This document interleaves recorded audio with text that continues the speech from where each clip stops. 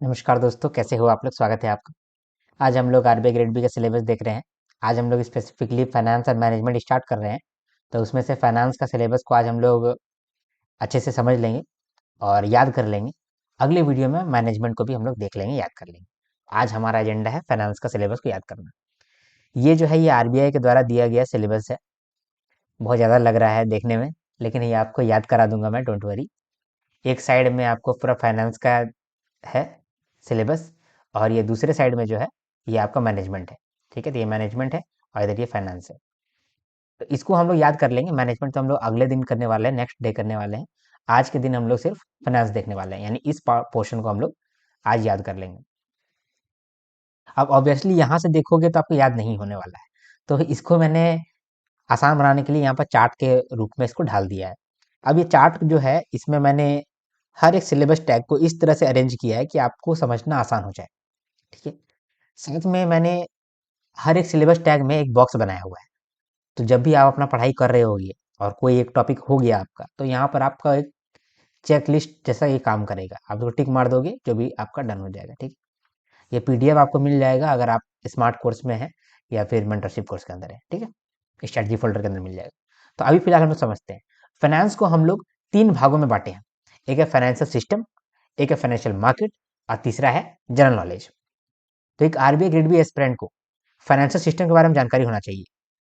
Financial system के अंदर क्या क्या होता है, जो भी आप देख रहे हैं ना, इंस्टीट्यूशन जैसे बैंक, नॉन बैंक्स, आरबीआई, ठीक है, उसके बाद फिर फाइनेंशियल इंस्टीट्यूशंस, वो सब कुछ फाइनेंशियल सिस्टम के अंदर आते हैं। ठीक है, तो हम लोग दो तरीके का फाइनेंशियल सिस्टम देखने वाले हैं, Indian financial system, global financial system. फिर हम लोग फाइनेंशियल मार्केट देख रहे हैं, इसमें चार मार्केट हम लोग बेसिकली देख रहे हैं। फिर जनरल नॉलेज हम लोग दो लेवल पे देख रहे हैं, कंट्री लेवल पे, एक कंपनी लेवल पे। ठीक है, तो स्टार्ट करते हैं यहाँ से। इंडियन फाइनेंशियल सिस्टम देखो, फाइनेंशियल सिस्टम के अंदर क्या होता है, मान लो कि ये पूरा फाइनेंशियल सिस्टम है। इसे क्या, इसके अंदर क्या रहेगा, एक बैंक रहेगा। ठीक है, एक नॉन बैंक रहेगा, और डिजिटल पेमेंट्स वगैरह रहेगा तो हम उसको ऑनलाइन लिख देते हैं, ऑनलाइन फाइनेंस लिख देते हैं। ठीक है, बैंक तो एक बैंक हो गया, बैंक के जैसा ही बहुत सारे फाइनेंशियल इंस्टीट्यूशन भी रहते हैं। ठीक है, तो मान लो ये फाइनेंशियल इंस्टीट्यूशन लिख देते हैं यहाँ पर। कुछ फाइनेंशियल इंस्टीट्यूशंस जैसे कि SIDBI, NABARD, NHB, Exim bank, NABARD, ये सब स्पेसिफिकली देखना है, इसीलिए मैंने इसको जिक्र कर दिया। ठीक है, ये सब हो गया। अब बीच में है आरबीआई। तो ये पूरा हो गया फाइनेंशियल सिस्टम, ये हो गया आपको पूरा फाइनेंशियल सिस्टम, ये इंडियन फाइनेंशियल सिस्टम यही है। ठीक है, हर तरीके का फाइनेंशियल इंस्टीट्यूशन यहाँ पर अवेलेबल है ना। बस ये हो गया फाइनेंशियल सिस्टम। इसमें आरबीआई है, बैंक है, नॉन बैंक है, फाइनेंशियल इंस्टीट्यूशन है, और कुछ ऑनलाइन फाइनेंस है ना, जैसे कि digital payments, role of IT. यही तो है, और कुछ है ही नहीं। बताओ, यहीं पे ही लिखा हुआ है मैंने, देखो। आरबीआई है मेन, तो आरबीआई का फंक्शन। फिर है बैंकिंग सिस्टम। बैंकिंग सिस्टम के अंदर स्ट्रक्चर और डेवलपमेंट हम लोग देखते हैं। स्ट्रक्चर का मतलब होता है कि कौन किसका पार्ट है, कितने तरीके का बैंक होता है। स्मॉल फाइनेंस बैंक क्या होता है, पेमेंट बैंक क्या होता है, रीजनल रूरल बैंक क्या होता है, शेड्यूल कमर्शियल बैंक क्या होता है, प्राइवेट बैंक क्या होता है, पब्लिक बैंक क्या होता है। मतलब हर तरीके का बैंक को आप जान रहे हैं, पूरा बैंकिंग सिस्टम को आप समझते हैं। ये हो गया स्ट्रक्चर। डेवलपमेंट का मतलब होता है कि क्या न्यूज में चल रहा है, अगर मान लो कुछ चेंजेस हुआ है, ठीक है, तो आपको मालूम होता है कि चेंजेस क्या हुआ है। डेवलपमेंट्स का मतलब हो गया चेंजेस। रीसेंट डेवलपमेंट मतलब कि रीसेंट चेंजेस। ठीक है, इसके बाद देखो, ये तो बैंकिंग सिस्टम हो गया। फाइनेंशियल इंस्टीट्यूशंस, जो बैंक के जैसा ही काम करता है लेकिन बैंक नहीं होता है, या फिर बड़ा बैंक होता है, उसको हम लोग बोलते हैं फाइनेंशियल इंस्टीट्यूशंस। जैसे कि सिडबी, ये बैंक ही तो है। ठीक है, small industry development bank of India, तो ये सब डेवलपमेंट फाइनेंशियल इंस्टीट्यूशंस है, डीएफआई इसको बोलते हैं। तो ये सभी फाइनेंशियल इंस्टीट्यूशन है जो बैंक के जैसा ही काम करता है, लेकिन डायरेक्टली बैंक वाला काम नहीं करता है। तो इसको हम लोग बोलते हैं फाइनेंशियल इंस्टीट्यूशंस। तो कितने तरीके का फाइनेंशियल इंस्टीट्यूशन होता है ये देख लो, और डेवलपमेंट्स देख लो, अगर कुछ चेंजेस हुआ तो वो देख लो। कुछ फाइनेंशियल इंस्टीट्यूशन को ध्यान से देख करके जाना। SIDBI, NABARD, NHB, Exim bank और नाबीफिड। ठीक है, ये तो हो गया हम लोग का, आरबीआई हो गया, बैंकिंग सिस्टम हो गया। अब नॉन बैंकिंग सिस्टम देख लो। एनबीएफसी, एनबीएफसी कितने तरीके का होता है, एनबीएफसी क्या काम करता है ना। फिर लास्ट में ऑनलाइन फाइनेंस या फिर ऑनलाइन स्टफ, इसके अंदर डिजिटल पेमेंट हो गया, रोल ऑफ आईटी हो गया। ठीक है, क्लियर। ये हो गया Indian financial system. Global financial system में हम लोग सिर्फ उसका न्यूज देख लेंगे, क्योंकि अगर ग्लोबल फाइनेंशियल सिस्टम को भी ना बारीकी से जाने, तब तो भाई हम लोग का सिलेबस कभी कंप्लीट ही नहीं होगा। इसीलिए ग्लोबल फाइनेंशियल सिस्टम में सिर्फ हम लोग क्या देख रहे हैं, अगर कोई रिसर्च डेवलपमेंट हो जा रहा है तो उसको देख ले रहे हैं, और वो किस तरह से इंडिया को इम्पैक्ट करने वाला है उसको देख ले रहे हैं। ठीक है, तो recent developments and impact on Indian financial system. ठीक है, क्लियर समझ में आ रहा है कि क्या है? चलो, ये हो गया। अब यहाँ देखते हैं फाइनेंशियल मार्केट। फाइनेंशियल सिस्टम तो आपको याद हो गया ना, एक इंडियन फाइनेंशियल सिस्टम और global financial system. Indian financial system के अंदर आरबीआई, बैंक, नॉन बैंक और फाइनेंशियल इंस्टीट्यूशंस और कुछ ऑनलाइन स्टफ। इसके बाद फाइनेंशियल मार्केट के अंदर चार मार्केट है, forex market, money market, bond या डेट मार्केट और इक्विटी मार्केट। ठीक है, ये चार मार्केट हो गया। ये चार मार्केट में क्या इंस्ट्रूमेंट होता है, इसमें पार्टिसिपेंट्स कौन है, ठीक है, क्या क्या काम होता है मेनली, ये सब आपको जानकारी होना चाहिए। इसके बाद है जनरल नॉलेज। तो कंट्री लेवल पे आपको जनरल नॉलेज होना चाहिए और कंपनी लेवल पे कुछ जनरल नॉलेज होना चाहिए। कंट्री लेवल पे इन्फ्लेशन, आपको ये मालूम होना चाहिए कि इन्फ्लेशन क्या होता है, क्योंकि आरबीआई का मेन काम होता है इन्फ्लेशन को मैनेज करना, है ना। तो आपको मालूम होना चाहिए कि इन्फ्लेशन क्या होता है, डिटेल में मालूम होना चाहिए। पहले तो इन्फ्लेशन क्या होता है, कितने तरीके का इन्फ्लेशन होता है, इन्फ्लेशन को कंट्रोल कैसे करते हैं, ठीक है, होलसेल प्राइस इंडेक्स क्या होता है, कंज्यूमर प्राइस इंडेक्स क्या होता है, ये आपको मालूम होना चाहिए। इन्फ्लेशन और ग्रोथ के बीच में रिलेशनशिप क्या है मालूम होना चाहिए। इन्फ्लेशन को लेकर के आपको डिटेल में नॉलेज होना चाहिए। इन्फ्लेशन होता है तो कैसे इसको कंट्रोल करते हैं, क्या कॉन्सिक्वेंसेस होता है, ये सब आपको मालूम होना चाहिए। इसके बाद यूनियन बजट। ठीक है, जानकारी होना चाहिए जनरल नॉलेज के हिसाब से कंट्री लेवल पे इन्फ्लेशन का जानकारी होना चाहिए, यूनियन बजट की जानकारी होना चाहिए, फाइनेंशियल इंक्लूजन का जानकारी होना चाहिए। फाइनेंशियल इंक्लूजन का मतलब होता है जो फाइनेंशियली इंक्लूड नहीं है, जिनको फाइनेंशियल सर्विसेज नहीं पहुंच पाता है, उन लोगों तक हम लोग फाइनेंशियल सर्विसेज पहुंचाना चाहते हैं। जैसे कि गांव में बैंकिंग सुविधा पहुंचा रहे हैं, है ना, एटीएम को सुविधा पहुंचा रहे हैं, इसको बोलते हैं हम लोग फाइनेंशियल इंक्लूजन। जिसके पास बैंक अकाउंट नहीं है उसको बैंक अकाउंट डाल रहे हैं, बना रहे हैं उसका बैंक अकाउंट, है ना। फिर ग्लोबल फाइनेंशियल मार्केट और फिर इंटरनेशनल बैंकिंग। ठीक है, कंट्री लेवल पे ये देख लिया हम लोग, इन्फ्लेशन, यूनियन बजट, उसका global financial market, financial inclusion, international banking. चलिए, ये सब हो गया हम लोग कंट्री लेवल पे, है ना। अब कुछ कंपनी लेवल पे भी देख लो, क्योंकि आरबीआई बैंकों को रेगुलेट करता है तो बैंकों के टच में रहेगा वो, साथ में वो बहुत सारे कंपनी को भी देखता रहेगा, क्योंकि वो नॉन बैंक एनबीएफसी को भी देख रहा है ना, नॉन बैंकिंग फाइनेंशियल कंपनी को भी देख रहा है ना। तो कंपनी लेवल पे कुछ जानकारी होना चाहिए एक आरबीआई ग्रेड बी मैनेजर को, है ना, आरबीआई मैनेजर को। क्या क्या, basics of accounting, financial statements and ratio analysis. ठीक है, क्योंकि ये तीन चीज जो है ये बहुत ज्यादा मैटर करता है एक कंपनी का इकोनॉमी में।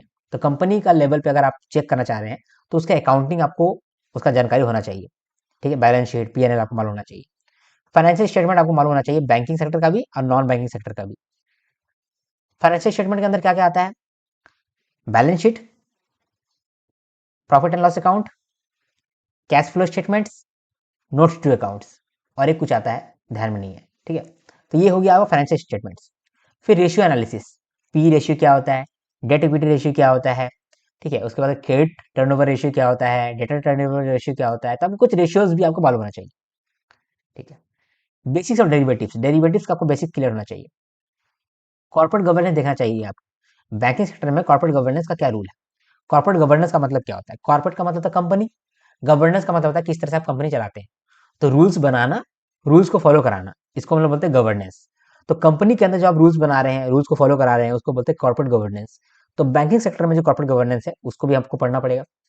फिर लास्ट में एक फाइनेंशियल रिस्क मैनेजमेंट है, जो भी यहाँ पर फाइनेंशियल सिस्टम में, फाइनेंशियल मार्केट में रिस्क अराइज होता है, वो रिस्क को कैसे मैनेज करते हैं वो हम लोग देखते हैं फाइनेंशियल रिस्क मैनेजमेंट के अंदर। ठीक है, और लास्ट में है ऐप। ऐप मतलब कि alternate source of finance, PPP and public and social cost benefit. Alternate source of finance का मतलब कि लोन लेने का बाकी और कौन कौन सा जरिया है और कौन कौन सा सोर्स है, अल्टरनेट सोर्स ऑफ फाइनेंस, है ना। मेन सोर्स तो बैंक और एनबीएफसी है, और कोई दूसरा सोर्स भी है पैसा लेने का या फाइनेंस लेने का, उसको बोलते हैं हम लोग alternate source of finance. PPP का मतलब होता है पब्लिक प्राइवेट पार्टनरशिप, इसमें सरकार और प्राइवेट प्लेयर्स आपस में पार्टनरशिप करते हैं कोई प्रोजेक्ट के लिए। ठीक है, मोस्टली इंफ्रास्ट्रक्चर प्रोजेक्ट के लिए करते हैं। इसके बाद है public and social cost benefit, तो ये भी ठीक है, डन। ठीक है, कंपनी लेवल पे आपको क्या क्या देखे, कंपनी का औकात देखे, जैसे कि फाइनेंशियल स्टेटमेंट्स, है ना, बेसिक्स ऑफ अकाउंटिंग्स और रेशियो एनालिसिस। इसके बाद डेरिवेटिव्स देखें, पूरा फाइनेंस को समझने के लिए जो रिस्क है वो समझना पड़ेगा, तो फाइनेंशियल रिस्क मैनेजमेंट देखें। फिर कॉर्पोरेट गवर्नेंस बैंकिंग सेक्टर के अंदर देखें। फिर ऐप देखिए, alternate source of finance, PPP, public and social cost benefit. ठीक है, इतना आपको क्लियर हो गया होगा, आपको याद भी हो गया होगा। ठीक है, तो फाइनेंस के अंदर फाइनेंशियल सिस्टम देखें, फाइनेंशियल मार्केट देखें और जनरल नॉलेज देखें।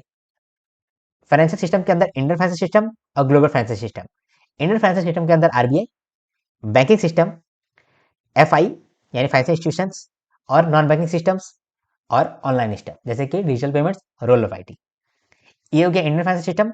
ग्लोबल फाइनेंशियल सिस्टम के अंदर रिसेंट डेवलपमेंट्स और impact on Indian financial system. Financial market चार तरीके का, forex market, money market, bond market, equity market.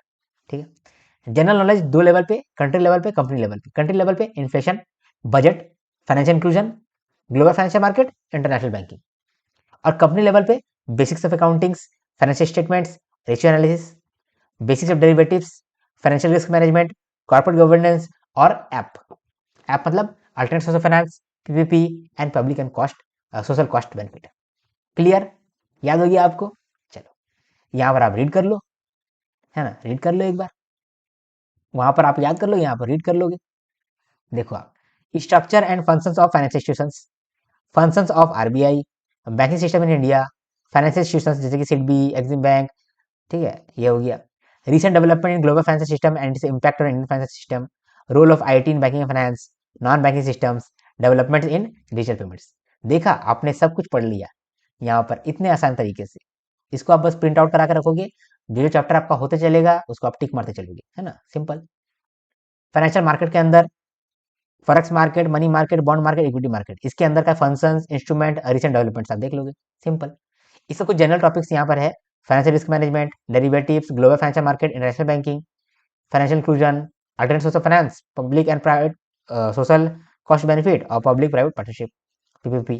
ठीक है, corporate governance in banking sector, union budget, basics of accounting and financial statements, financial statement जैसे कि balance sheet, profit and loss account, cash flow statements. और फिर ratio analysis जैसे कि debt equity ratio, debtor days, creditor days, inventory turnover, return on asset, return on equity etcetera. और फिर inflation, inflation आपको detail में करना पड़ेगा। इन्फ्लेशन का डेफिनेशन, इन्फ्लेशन का trend, estimate, consequences, remedies, WPI, CPI, components and trends, striking a balance between inflation and growth through monetary and physical policies. ये last वाला लाइन पे तो क्वेश्चन बना था इस साल 2026 में, पढ़ लो ना आप, बस इसको ही आपको याद करना है, कुछ है ही नहीं हार्ड। चलो, अगर आपको मेरा ये देखो ये है मैनेजमेंट। जैसे फाइनेंस आज हम लोग किए, कल हम लोग मैनेजमेंट कर लेंगे, तो मैनेजमेंट का भी मैंने बना कर रखा हुआ है, आपको करा दूंगा। ठीक है, चलो। अगर आपको मेरा वीडियो अच्छा लगा है और आप मेरा वीडियो ऐप के अंदर देख रहे हो, तो मुझे फीडबैक देना ना भूलो, क्योंकि फीडबैक जो है वो मेरा दिन बना देता है, मुझे अच्छा लगता है फीडबैक। ठीक है, साथ में अगर आप कमेंट कर सकते हो, यूट्यूब पे देख रहे हो तो आप कमेंट जरूर करो, क्योंकि आपका एक कमेंट मेरा पूरा दिन बना देता है और मुझे पॉजिटिव फीलिंग देता है। ठीक है, एक पॉजिटिव वाइब्रेशन निकलता है आपका एक पॉजिटिव कमेंट से। तो आप एक पॉजिटिव कमेंट अगर टाइम निकाल के कर सकते हो तो थैंक यू उसके लिए। और लाइक भी कर सकते हो, मेरे वीडियो को लाइक करोगे तो मेरा चैनल का भी थोड़ा सा क्रेडिबिलिटी बढ़ेगा। ठीक है, और शेयर करो मेरे चैनल को। और यही ये चीज़ मुझे चाहिए अभी फिलहाल। सब्सक्राइब करोगे तो आप बेनिफिट में रहोगे। ठीक है, अगर आप आरबीआई ग्रेड बी की तैयारी कर रहे हो या फिर रेगुलेटरी बॉडीज की तैयारी कर रहे हो, तो आपको मेरे चैनल में आना ही पड़ेगा, आज नहीं तो कल आओ। तो आप आके ही आ जाओ आज ही आकर के आप सब्सक्राइब कर लो। ठीक है, अगर आपको हमारे कोर्सेज के बारे में जानकारी लेना है तो आप हमें व्हाट्सअप कर सकते हैं 8340613896 इस नंबर पे। दूसरा नंबर है हमारा 9608906135। ठीक है, कोशिश करना कि व्हाट्सअप ही करना, कॉल नहीं करना। ठीक है, और अगर आपको हमारे ऐप के बारे में जानकारी लेना है, कोर्सेज को डायरेक्टली परचेस करना है, तो आप हमारे ऐप में जा सकते हैं, आर्यन्स ग्रेड बी हमारा ऐप का नाम है। गूगल प्ले स्टोर में आपको मिल जाएगा, अवेलेबल हो जाएगा। ठीक है, तो आप डाउनलोड करके कोर्सेज को देख सकते हैं। डिस्काउंट लेने के लिए आप यहाँ इस नंबर पे मैसेज कर सकते हैं, व्हाट्सअप कर सकते हैं। चलो, अब मिलेंगे हम लोग नेक्स्ट वीडियो में, तब तक के लिए हर हर महादेव, शंभू शंकर, जय हिंद, जय भारत।